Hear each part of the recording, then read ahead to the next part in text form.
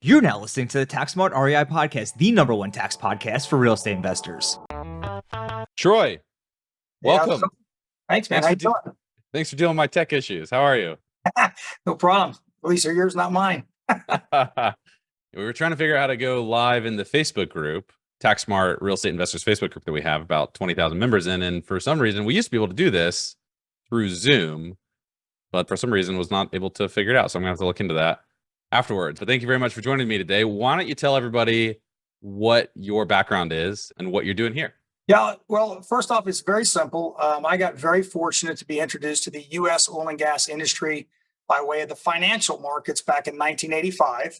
I was a licensed broker representing oil companies that were looking for capital through high net worth investors to drill wells, buy size, and basically expand their business. And as a result of that, it gave me a financial view of how the industry worked. And then about 5 years later, I started my own investment firm, started my own oil company in 1995. And then I quickly migrated to the asset side about 1995 all the way to today. So today we have a company called Eckard Enterprises, a family-run energy business. We have about $850 to $900 million of assets under management, all cash paid for, no debt. And what we do is we focus on buying mineral rights for oil and gas. We drill wells and participate for oil and gas. And we own pipelines and assets that move, transport, or process oil and gas. Been doing it for 40 years. Wow, that's fascinating. So how do you identify sites where you're going to go dig? Are you like raising capital, managing these assets, and then like deploying these with operators? Or are you guys also the operators? Are you going and doing the digging? Well, here's the fun part. Your question is a great question if it were 15 years ago. Okay. So the same technology, software and hardware, satellites, everything that everyone else is using for Tesla, driverless cars, solar, satellite imagery, communications, every advanced tool you see in every other industry is also being used by oil and gas. So they used to have, for example, somebody would drive around with a truck and check every well. Now they have solar panels that feed to an office in Dallas or Houston that tells them 24 hours a day, everything about that well in a centralized site. Now you have a lot of young engineers and programmers and computer literate people that are doing everything from drilling the wells to monitoring, processing every molecule of oil and gas. They use computers and microchips to guide drill bits 4 miles in the ground, just like Tesla has driverless cars. So we don't have to figure out where to go drill. I always have a story I use, but it's very appropriate. Back when I was a kid, we're doing cattle ranching out in these big, high cactus, high mesquite tree ranches. And I'm a young kid, 12, 13. And the guy says, we're going to round up calves. I said, well, how are we going to find the calves, the baby calves, and all this high brush? He goes, cowbirds. What do you mean cowbirds? He goes, well, the cowbirds, the white birds, are where the cows are. So today, from a very simplistic view, where are the drilling rigs? Okay, so I can look at a map across the U.S. There's only 600 drilling rigs. And I can tell you those 600 rigs are in the very highest valued, most profitable drill sites out of 400 million acres in the United States, covering about 150,000 acres. So I just got to know where the rigs are, where they're going to move them, where they're going to permit them, advanced knowledge. That is the highest, most valuable oil and gas minerals in the entire United States. Taking it further, then you use the technology to use analytics and projection of where Exxon's going to go in 12 months, 24 months, and 36 months. And that's how you play the game. Use sophisticated tools to take an antiquated business and bring it to a modern world. I didn't realize that. I guess that makes sense, but I didn't realize that the technology was so precise. It's incredible. That's crazy. Okay, you're trying to predict the future, essentially. So to talk in, I guess, more simple terms, you are looking at where is everybody today, where are they going to go, and then you're going to go and buy the mineral rights in those areas. It's even better. So oil and gas changed about 15 years ago from taking a 7.5-inch paper plate, getting a geologist, which is about as accurate as the weatherman, and saying, drill right here, this 7.5-inch hole, 7,000 feet down, and cross your fingers that he wasn't drunk that day or we didn't deviate 5 degrees and miss the formation that has the oil and gas. Now it's like standing at the edge of the Grand Canyon, throwing a rock in it, saying, can you hit the Grand Canyon? Yes. But we don't have dry holes anymore per se. Now we have about a 99% success rate every time we drill. Now it's more of a monetary play. Who has the highest rate of return for the horizontal wells that are being drilled? So we took out the risk from pure exploration risk. Now it's the best utilization of capital. And what I'm able to do is use back in 2008 and 9 when horizontal drilling and fracking took off and we realized, hey, these huge buried Grand Canyons are loaded with oil and gas. How do you get wet concrete to flow? We figured that out. So I'm not guessing. I'm not predicting. I'm not doing anything. I'm like that bird sitting on the back of that bull elephant that's going across Africa 2,000 miles. He goes right to the water hole. You're like, how does he know? These are the smartest, most intellectually backed oil and gas companies on the planet. They tell other countries how to drill. So what I'm looking at is, where did they drill 10 years ago when they drilled the first horizontal well that allowed them to hold the development rights in perpetuity? In other words, if I drilled a well 10 years ago, I now own the rights to develop all those minerals forever. So we look backwards 15 years and say, who owns the minerals? Who did they drill the wells? We use software and engineering to say, how did those wells perform, doing peer-to-peer comparison. And now we know the sweet spots, the better operators, the better areas to drill in. It's all productive. It all works. But who's the horses that are going to come in first, win, place, or show? Those analytics help us decide not only which operator, oil company we want to buy under, which area of these large Grand Canyons we want to buy in, but also tells us how to calculate and monetize cash flow expectation and what price to pay. So it's all very, very sophisticated compared to 15 years ago. What's like your company's role in the process? My role in the process is simple. I am just like in real estate or any other market. There are sophisticated owners of minerals and 95% are unsophisticated.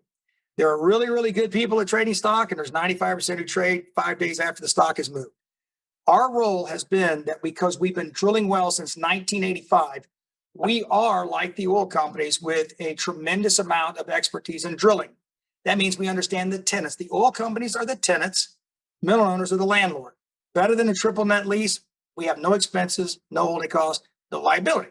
So what I like to do is I like to take a look at where we can go and find the ability to buy minerals inside of a section of land. So let's use your screen and my screen as a square mile.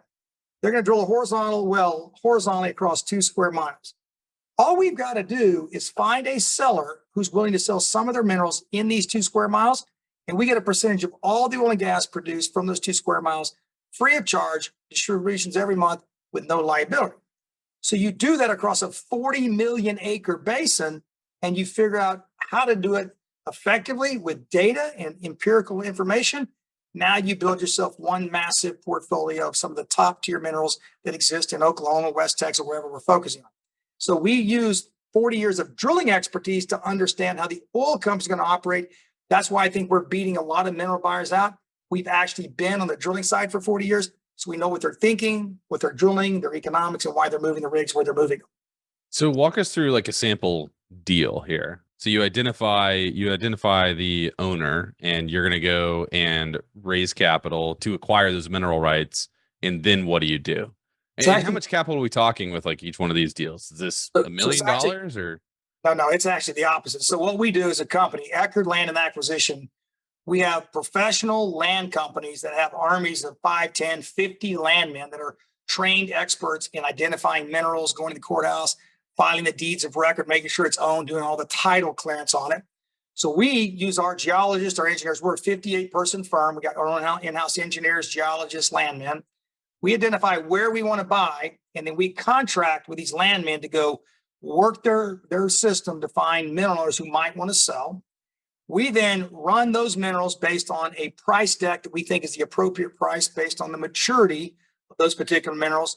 Run it through our engineering software. We predict the cash flow going forward, but Eckard actually buys them. So we own them before the investors ever come in. So we don't find something and raise the capital. I already bought them. They're in inventory. We'll keep anywhere from 5 to 20% of every single portfolio for ourselves. We'll invite our partners to participate and own or co-own with us those minerals. Our average portfolio used to be around $5 million per portfolio. Now we're running portfolios between $15 and $40 million at a time. We've already done $85 million this year. We're now pushing close to $850 million of total capital in the last 40 months, all cash from our partners.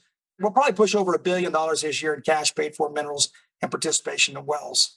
What do you feel like your partners see as being attractive about mineral rights? I feel like this is like a fringe asset class. You don't hear many people talk about it. So for somebody that is looking at this and trying to evaluate this, or for one of your partners that has come in with capital, what do you feel like they see as the appeal to investing in mineral rights? I think there's 3 really major appeals to mineral rights. One, it is the single best passive income asset you can own. Whether you own apartments or rentals, you got cost of landscape and insurance and bills and and tenant improvements. When you buy a mineral right, it's a one-time cash purchase. You'll never have another bill again, ever. You don't pay property tax, no expenses, no exposure. Billion-dollar oil companies take all the liability, all the drilling, all the environmental, all the cost, all the plugging. You just want them to drill your property like a pincushion. So the first thing is truly 100% passive income with 12 distributions a year and a 1099. It's the simplest asset to own. I have not written a check in 30 years on minerals. Let me get checks in 3+ decades. No tenants, right? No 2 a.m. calls. No 2 a.m. calls, no toilets to clean, no. You might just convert people right there. Well, I got a lot of clients saying I'm never going to clean a toilet again, right? The second most appealing thing is it's very strong asset class, both inside of a self-directed IRA, because it qualifies, which allows that income to grow without those taxes, but it's also available for 1031 tax exchanges. So it's like-kind asset, which a lot of people have been using that coming out of real estate, selling at the top, getting into cash flowing minerals. And the third thing they like is that most of our clients, what I would call to be the top 1% of the 1%, recognize that if you don't have energy in your portfolio, you don't have a balance to your seesaw. So when things are being negatively correlated because of rising inflation, cost of capital, stagflation, energy rises, everything else goes down. Mm-hmm. So one thing that most of our partners have realized, if I don't have direct ownership in energy, specifically oil and gas, I don't have something to counterbalance what's about to take place or has been for the last 20 months. So they realize energy is really important for a lot of reasons, but mostly because it's a great asset or tool to own when you have rising inflation and you have low liquidity in banks. So those three things are really what's driving them. We've had unprecedented interest in our investments. And I think last year out of 12 months, we probably had 3 months we had nothing to offer because we put it out and it's funded in 3 days, 5 days. And do you find that the interest is primarily from like individual investors, or is it more from institutional capital or family offices or funds? I don't worry about family office or funds because what they want you to do is go work for free and make $1.50 an hour and give it to them lower than you paid for it. I don't work for free. They don't respect the intellect. They don't respect the work. So what we've done is created a system where my company go out and spend $20, $30, $40 million building up an inventory. We cherry pick the very best minerals at the time, put it into a mineral portfolio. And then what that allows us to do is say, okay, we're taking the risk. We own 100% of it. We've accumulated different blocks of minerals that are different oil companies, Chevron, Exxon, whoever. This portfolio today, here's our financial model, says it's going to generate 12 to 18% cash on cash over the next 5 years. And we're offering 80% for you if you want to buy it, one-time offer. What that's done is it's created a vacuum. So we're at about 2,200 individual participating accounts, probably about 1,800 individual high net worth investors. We did about 310 million last year. We'll probably do close to 500 million this year in acquisition. And we're getting 95% of our investors are all inbound. They find us, it's referrals. We're not doing any marketing from the standpoint of there's no solicitation. We don't have broker dealers. We don't have investment advisors. 90% of people don't understand oil and gas because they're scared of it. They don't get it. They don't understand it. They can't find a source online. So you avoid what you're scared of. Maybe the best thing you can find, but it takes a little bit of effort as an investor to learn about it. Hey, are you tired of working with generalist CPAs that tell you can't use the real estate professional status, the short-term rental loophole, or cost segregation studies, or worse, have no idea what these things are? If so, it's time to elevate your game and work with a CPA firm that gets it. Here at Whole CPA, we've worked with thousands of investors, helping them save millions of dollars in taxes through proactive tax strategy and planning, tax preparation, and outsourced accounting solutions. So if you're ready to elevate your game, make tax filing painless, and save thousands of dollars in taxes, what are you waiting for? Just head on over to www.therealestatecpa.com/podcast to request an initial consultation today. We are accepting clients for the 2023 and 2024 tax years, so if you're looking to make a change, you have nothing to lose. Again, you can request an initial consultation by visiting www.therealestatecpa.com/podcast. We look forward to hearing from you and learning more about your situation and how we can help. But for now, we'll dive right back into today's episode. And it seems like the way that you've structured this is, I know with oil and gas, there's always the risk that the well goes dry or just doesn't work or whatever, and you could lose your investment. But it seems like that's not really what you're doing. You've got a different type of structure at play. And it's different from both sides, Brandon. That was what was going on 15 years ago. I mean, when I was drilling wells in 2008, we were hitting like 60% dry holes. That's why the country was running out of oil. We were drilling the best prospects geologists had, dry, uneconomical, horrible wells. That's why we were literally running out of oil. Now you have these Grand Canyon buried features in 9 states. You're not going to find a dry hole. It's just, does it pay out in 12 months or 60 months? Mm-hmm. So from an assurance perspective, at least from our position for minerals, I'm not worried about losing my money. I'm just trying to figure out what kind of rate of return I'm going to get. The second part of that is the oil companies are tenants because we're the landlords, mineral owners, and we do drill wells, so we participate. What we realize is I get a big tax write-off in the first year, but I also get a really, really attractive rate of return from the wells that come online because I don't have to put a 40% factor into dry holes. I got to put in there, are they on budget? How fast they come along? What's the time value of my money? So it completely has changed the dynamics. I don't think I've had a dry hole in 7 years. Wow. We have 7,000 wells in our inventory. I don't think I have a single dry hole in 7 years. So talk to us a little bit about the tax benefits. Obviously, if you buy real estate, rental real estate, you can run it through a cost segregation study, get some bonus depreciation, create passive losses. You talked to us a little bit about the 1031 exchange aspect, which is interesting. But what about that first year tax write-off that you just mentioned? So now that President Trump's tax changes from 2017 expired, if you invested today in drilling, you're going to get about 60 to 75% of every dollar you invest comes off your taxable income this year. If I make $1 million in income, but I put $1 million in drilling, I'm going to get a $600,000 to $750,000 deduction. I'm going to reduce that taxable income by $600,000 to $750,000. And where is that deduction being generated? Right off your W-2, right off your reported income. What about the actual drill though? Yeah, so that's what I'm talking about. If I put $1 million participating in a well, the combination of that million is going to be drilling cost, equipment, leasehold cost. So the first deduction this year is in fact the drilling cost, those deductible items called intangibles, that's 60 to 75%. The balance is equipment, I'm going to depreciate over 7 years. The leasehold cost, I'm going to amortize over 5 years. So I can get all of it deductible, but the largest portion is the first year. That's why a lot of high income earners want it this year, right? The downside has been, as an example, some of our clients last year and the year before go, hey, I invested in January, I put in $200,000 in drilling, and then I'm getting yelled at in November because I sent them back 89% return on their money in the first 11 months. They're like going, I don't need the income. I said, I can drill you a dry hole if you want, but I make money. So what happens is that you've got to look at drilling as a tax deferment. Take this year's income, invest into drilling, get the deductions, take them this year. Next year, you're going to start getting money from the wells. Maybe you make 30, 40, 50% return or whatever. Take next year's income, use the income from next year and double your position. You're moving those tax dollars down the road.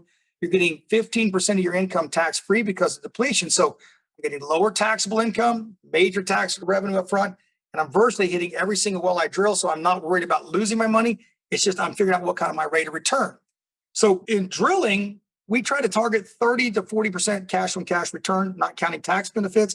In minerals, we've got about 100 portfolios, and we're averaging about just under 15% cash on cash across all 100 portfolios. Wow. The last 4.5 years.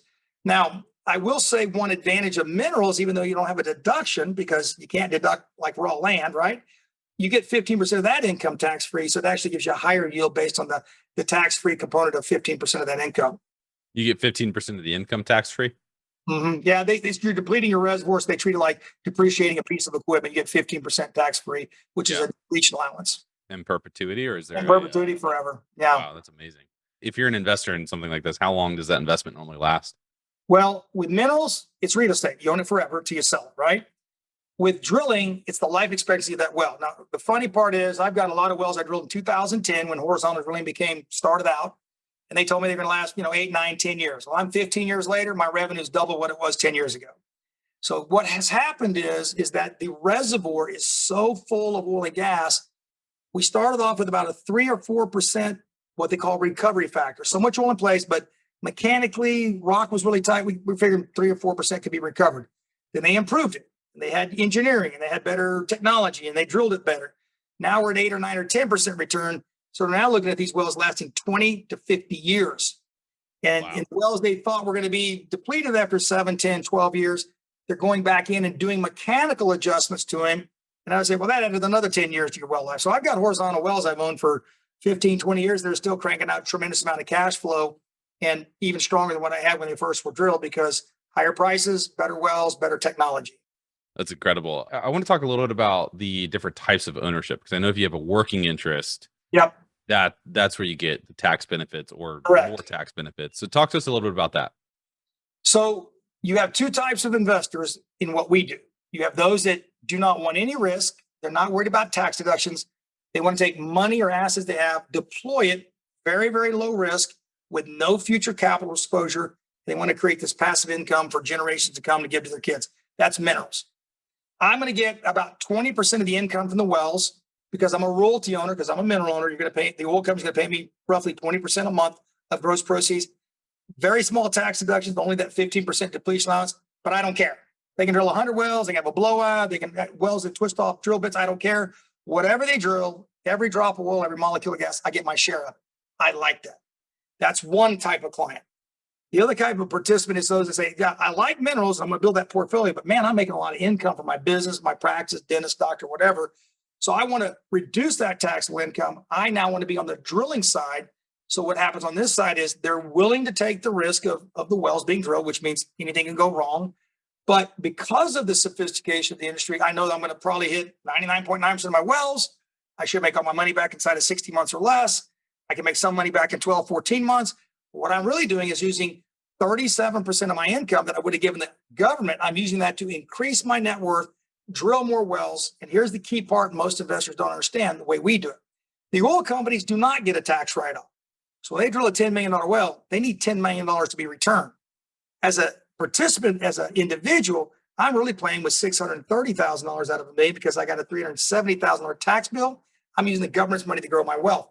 When I get to 63% return, I'm in a better position than if I had written my check to the government. So my threshold of being in the positive or in the gain above what I would have received by paying my taxes is very low threshold.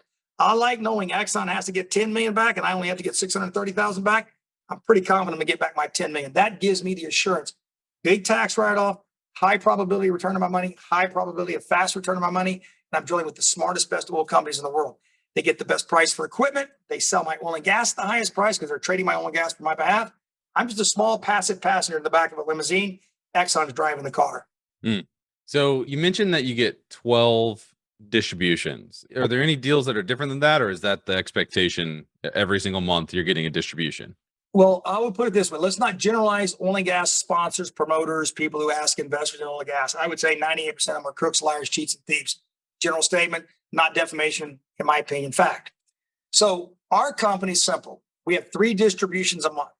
The 10th of the month, we send out revenue for brand new projects and wells that just come online. We want to make sure it's correct and consistent. So we send out checks on the 10th. We send out all checks and distributions for anybody in working interest on the 20th, and then all of our mineral packages on the 25th. So we send out 3 checks a month, every single month for 12 months. In January, you'll get a scheduled tax summary for your working interest, what was deductible. You'll get that by January 31st. It tells you, here's what you invested. Here's the way we see it. Give it to your CPA. You should deduct it. You'll get a 1099 for the income you got for the working interest. So you got 2 statements, tax summary, and you get your 1099.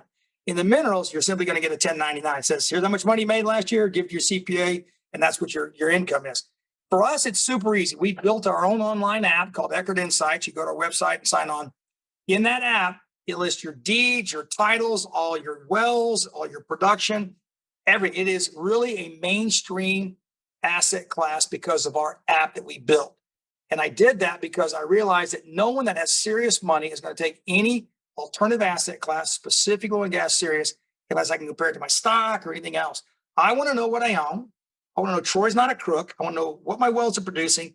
I want to see my deeds. I want to see my revenue every month. And at the end of the year, I want to be able to upload all my revenue and give it straight to my CPA. I don't have to think about it. Hey, we push a button. Here's all my income. And here's my 1099. And I got other things to do. You tell me what I owe in taxes. We made it so easy that you just absolutely are going to have the most passive income asset class you can get.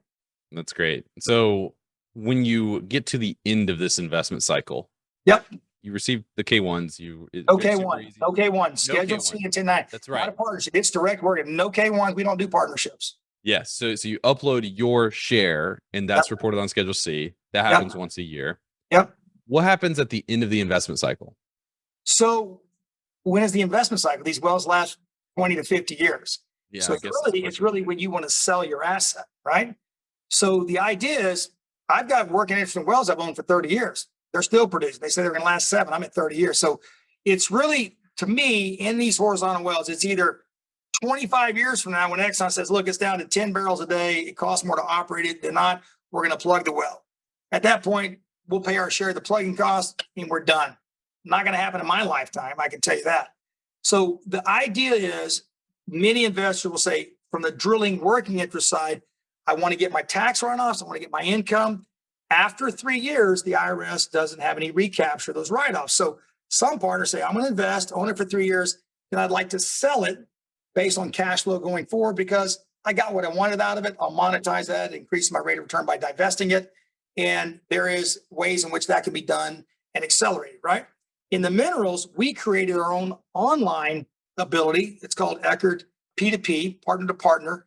And we built this and made this inside of our app. So if I need to go sell my mineral portfolio, I simply post it, tell what I want for it. And you got 2,000 sophisticated investors that are offering to buy it. It's the only trading opportunity between investors for an alternative investment. We spent the money and time to do it. We don't take a fee. We don't charge a commission. We simply provided the marketplace, if you will, for those two people to exchange, right? We did it because in our view, in alternative assets, you have what you call AML. You aggregate, you mature the assets, and you have a liquidation event. 95% of most alternative assets are love raising money. They tell you you're going to fix and flip the whole property. They never tell you how to get the heck out. I wanted to create that exit because we've had divorces and deaths and cancer, et cetera. You got to have our partners absolutely love it. They love it. They love it. They love the idea that I can get out when I need to. Okay. Interesting. You mentioned that there's some, we'll call them shady people. Shady. They're crooks, liars, cheats, and thieves, I think it said. Like if you're talking to an investor that hasn't really gotten into this space, but they're interested, how do they make sure that they avoid the crooks, liars, and the shady cheats and thieves, right? Well, first and foremost, I tell this, like I said, I just had my own personal Eckard Partners Conference for the last 5 days. So I've been talking to clients directly, 500 clients for the last 4 days. The number one thing in any due diligence, whether it's oil and gas, real estate, ATM machines, whatever, it's the who. Crooks steal most of the money. They over promote them. Who has the most marketing money? They do. Who has the best websites? They do. Who has the best? Who buys all the ads on the first 5 pages of Google search? They own them all because why? On the 6th page is where they have a felony, they've been to jail, they got cease and desist orders, they've been banned from security. So the way I tell clients, you got to look at the who first. So take their name. If they don't give you all of their managers and owners and principals and own it, you got to ask for that. If they don't show that and it's not linked up on the site, don't even, it's an automatic delete, but take their names, put it in and say broker search, takes you right to the SEC site, the FINRA site. See if they're even registered or licensed. They're not. Okay, well, they didn't register or license. That's the first red flag. The second thing you got to put in there is put their name down and put con artist, FBI, Department of Justice. And I'm not kidding you. And then all of a sudden, wham, it's amazing, right? Yeah. So absent that, assuming you're looking at one of the 3% that are legitimate, then the next question is the harder part. Because now it's, what are they drilling? What are the actual costs? And what are they trying to sell it to you for? Because nobody really has this page you can go to that dissects oil and gas projects. So my thought is simple. And this is from my perspective. My 800 number was put in place in 1991. My 800 number is older than most of the principals trying to sell you deals. So what you got to ask for is, I need your track record. Oh, well, I drilled 42 wells. No. What did you raise? What's the well? What did you return? Show me your numbers. Now, there's a lot of startups. Well, I've only been doing it a year. I don't really have a track record. Okay. Do you do a lot of startups? Do you buy in this tech idea, that AI idea, that tech? Well, I do, but I expect tremendous returns if 1 out of 20 hit. Well, that's the same chance you have in oil and gas. 20 startup, brand new guys, you might hit 1 out of 20 if you're lucky. So my point is the who and the expertise. If you don't have those two aligned, you're dead in the water. You will lose 99% of the time in oil and gas without it. How do you verify the track record, though? Is there some sort of website that I can go to start like actually seeing? So here's what you need from oil and gas. What you need from oil and gas is they all give you numbers and names of wells. Every well has a name. Here's it. You need the API number, which is like the social security number for oil wells. Every single oil well in the United States has a number, about 9 numbers long. It says, this is the well. It tells you when it was drilled, permit, all the details tied to it. What these fraudsters will do is say they got 5 wells in this field, 5 over here. Say, well, I need the API numbers. Well, you don't need that. It's private and you have to sign a non-disclosure agreement. No, I don't. It's public record. If you don't give me your well numbers, why would I even listen to you? These guys will sell you wells they don't even own or they haven't even bought yet. They're brokering. They're raising $5 million because they've committed to $1 million to pay Exxon. They keep $4 million in their pocket. They put $1 million in the well. You'll never make your money back. And then they slow bleed it like cancer over the next 5 years. And eventually 5 years from now, you go, I think I've lost my money. What also has happened is statute of limitations has passed by after 3 years, so you can't chase them. So every time with an oil and gas venture, it should be clarity. Who am I drilling with? Who's the actual general contractor? I know you bought 5%. That sounds really fun. Who's the oil company? What's the API number? And I need facts and data. I need to see the AFE, which is the itemized budget. I want to know what your markup is, what your fees are. But look, folks that are listening, fraud is hard to prove. Fraud with intent is the only way you get them. So every question you ask them, I need it in writing. I'm going to ask you 10 questions. Who's the operator? What are your fees? What are you charging? What's your fees? What's the API number? What's your tracker? I need all this. Yeah, let me verbally call you. No. Put it in an email, put it in writing, because then I know if you're lying to me, it's fraud with intent, which is a federal offense. If you don't write it, well, then you don't have the answers or you don't want to commit fraud. And most likely they're not going to return my call. The problem we have, Brandon, is FOMO. I bet there's $500 million in Ponzi schemes that I know my client base is exposed to in ATMs, water stations, and bad deals. I mean, 500 million from what I heard this last weekend. It's a lot. Everyone are based on the same thing. They didn't find out the who. They didn't do a background check on the people behind. They got actually felons they gave money to. They're like, oh my God, I did. Yep, you did. You're done. They didn't ask for track record. They didn't ask any questions. And they're sitting there going, what do I do now? Get a second job and work harder because that money's gone. That's terrible. That's just the tip of the iceberg. It's the tip of the iceberg. Thanks for explaining some of the questions that you can ask to fact check this stuff. I'm always very interested in that because especially with like the multifamily syndicator space that we're seeing now, where you had a lot of new entrants to the market that used bridge debt to acquire deals and they charged high fees. It's just not a great situation for their you and I need to do a whole podcast just on due diligence, because I ran my own brokerage firm for 22 years. I had Wall Street saying, hey, you want to raise money? So my background was due diligence. So I knew what I had to do because that's what I would have wanted. Somebody sold me an oil and gas deal with minerals or working there. So I deliver what I would expect anybody else to ask of me. Yeah. And those questions to multifamily or self-storage or anything else is the same. It's the who, it's the how, it's the what. Yeah. And so like, for example, in multifamily, they sell you multifamily. Great. Show me the title, show me the contract, make sure you didn't take a kickback, and then sign off that you didn't take part of the commission, the fees, kickbacks, you don't have side equity. We just did this, Brand. This is the fact what we just did as a company. A month ago, we hired an outside title land company, said, run a lien in every county we own assets, lien search. And I want to prove that we don't have any liens, any debt, and we've not encumbered any assets of our clients. Run a full lien. They did it completely independent. We showed it to all of our clients. Here's the search. Second thing we did was we hired a SEC compliance group. They specialize in coming into firms and making sure you're complying with SEC. We hired them on our own. We've had them in our office, said, I want you to look at everything we do to make sure that we comply with every single SEC guideline, et cetera, because why? I check the checker to check the checker because I get hit by a bus tomorrow, be killed in the parking lot, and I want my clients' assets to be completely safe, full team that runs a business, and I want to be absolute. I want to set the bar so high no one else can touch me in performance, due diligence, and self-check and self-awareness. That's what I want to do. If you were to go to a debt fund right now and say, hey, I appreciate that debt fund I've been in the last 3 years, I just noticed that Blackstone wrote down all the real estate by 25% and suspended redemption and changed it. When's the last time you hired an outside market appraisal and done that to all the notes you had that said was 70-30 ratio? But the 70-30 is now more like 60-10 backwards. Our assets were 60%. We have no equity left. And the person that borrowed the money should be making cash contribution because we're upside down. This storm is huge, but no one knows how to ask the question. And I want to just add this last point because I talk a lot. People ask me a lot of due diligence questions.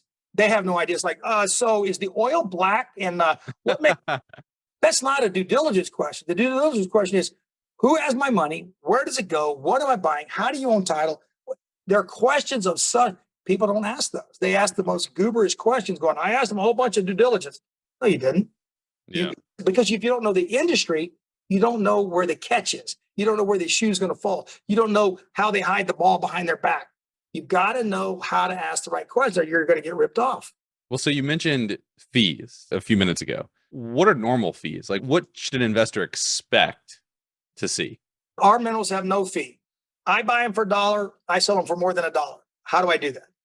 It's my money. So I go out and I use the clout of capital. Let's say I have a mineral owner that we're going to buy 20 acres. The market's $15,000 an acre. So I go and say, I want to buy your minerals and I want to pay you $11,000 an acre. Like, it's worth $15,000. Oh, good. I'm offering 11. You let me know when you want to sell it. Well, I'm not going to sell it for that. Okay, adios. There's millions of acres. I get a call back 2 months and I says, okay, I'll sell you 25 of the 50 acres for $11,000 an acre.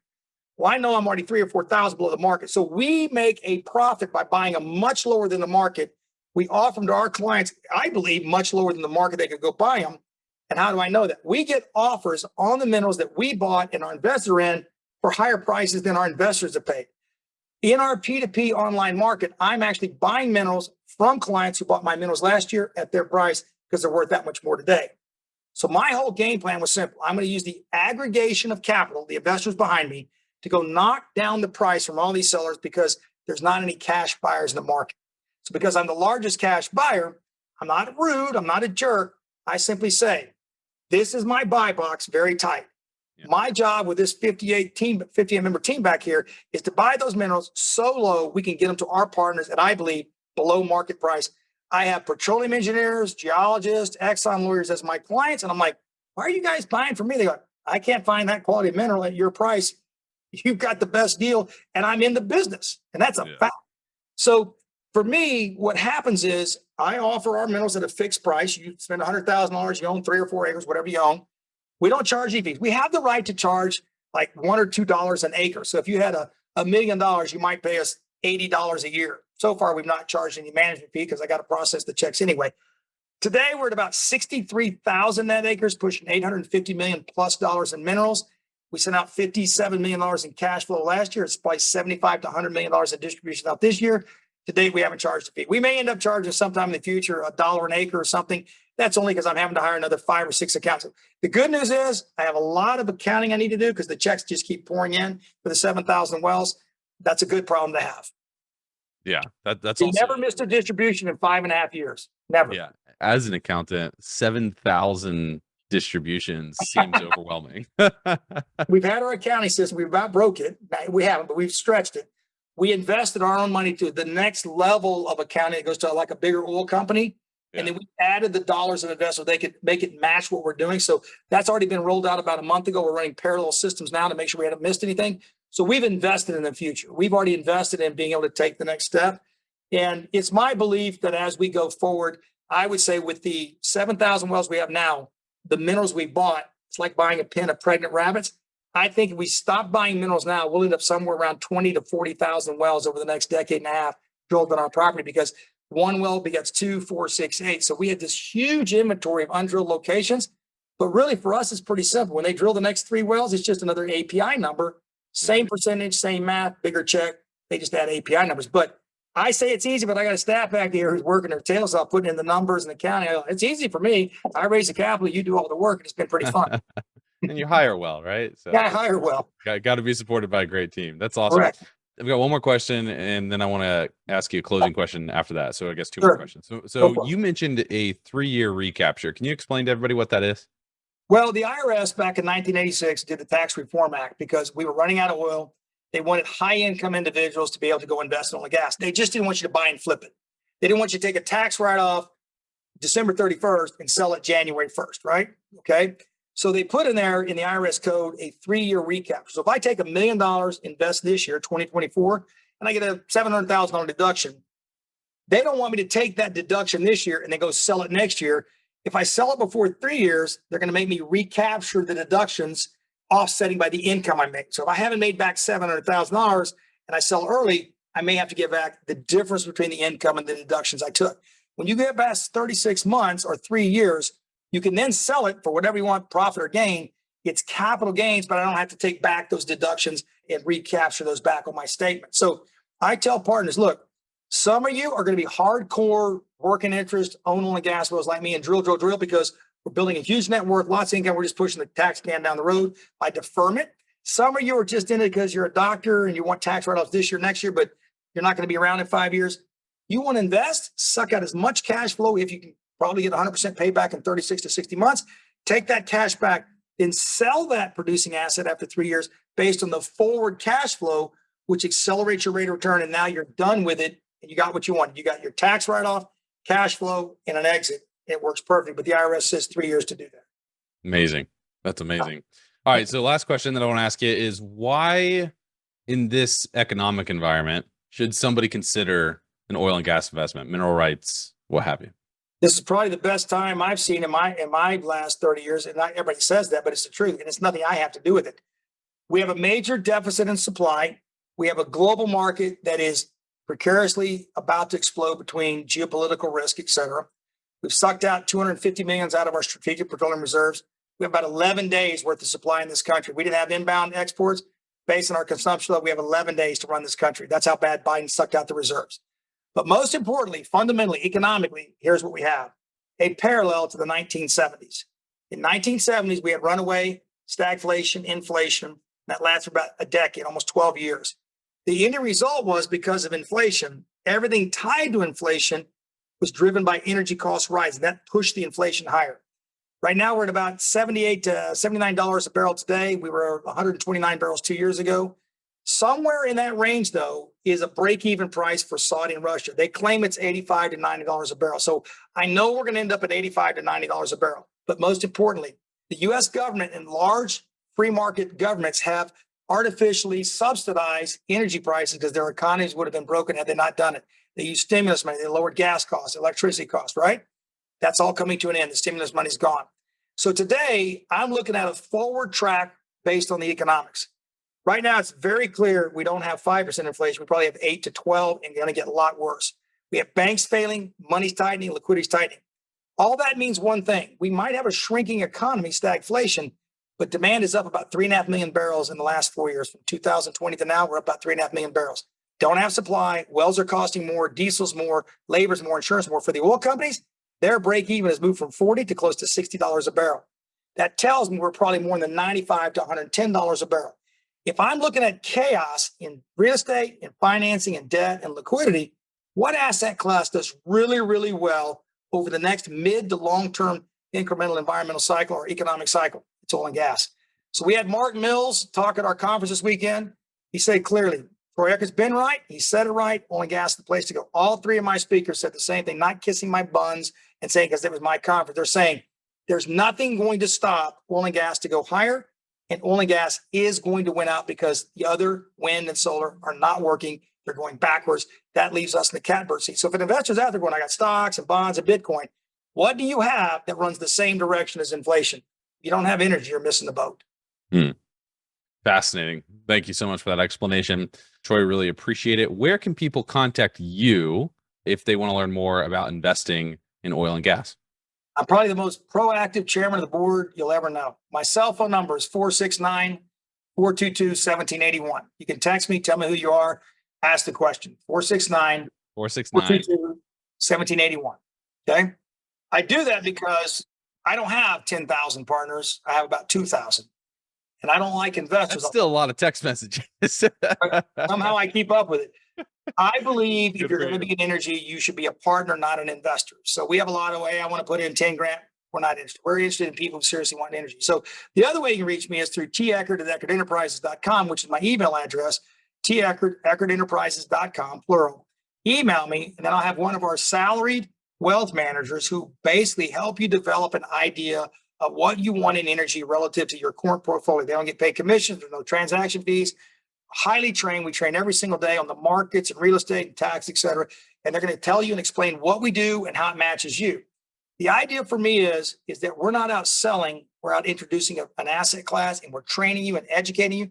If you go to our website, eckardenterprise.com, look at Eckard Insights, and that is our app. Sign up for Eckard Insights, and you've got about 50,000 hours of educational videos that I put together that train you on everything you're thinking. That video is there. Why would I do that? Except for one reason.